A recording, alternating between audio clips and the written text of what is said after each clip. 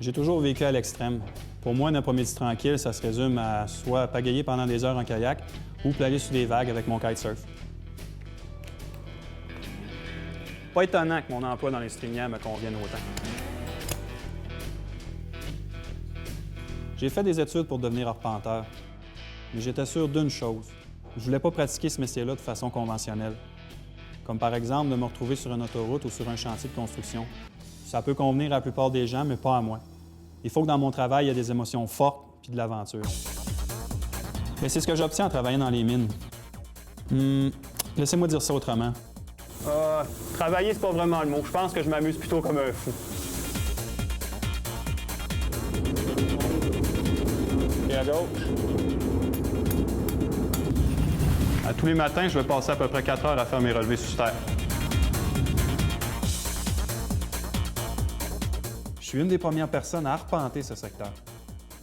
Et c'est vraiment gratifiant de savoir que ce que je fais affecte pratiquement toutes les décisions qui sont prises ici dans nos opérations. L'information que je recueille à partir de mes relevés donne à toute l'équipe une bonne idée du nombre de tonnes de minerais qui ont été extraites dans un secteur précis de la mine.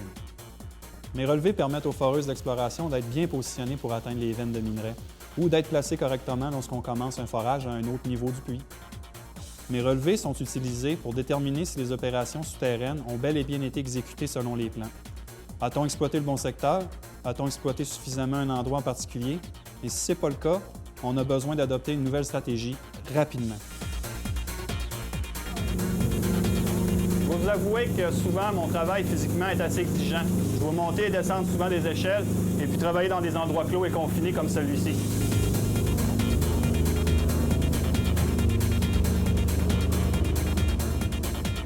Je dois être méticuleux en matière de sécurité.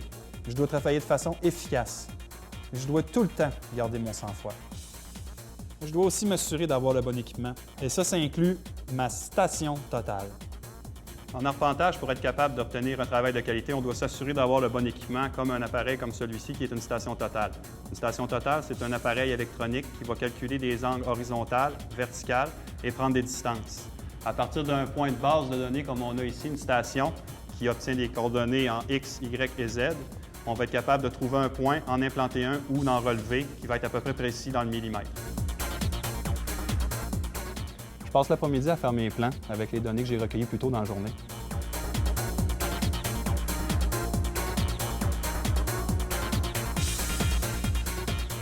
Je peux aussi être appelé à faire de l'arpentage à la surface, comme pour localiser une conduite d'eau qui doit être réparée.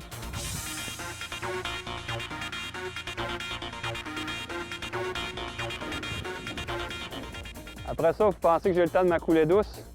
Oubliez ça, ça fait juste commencer.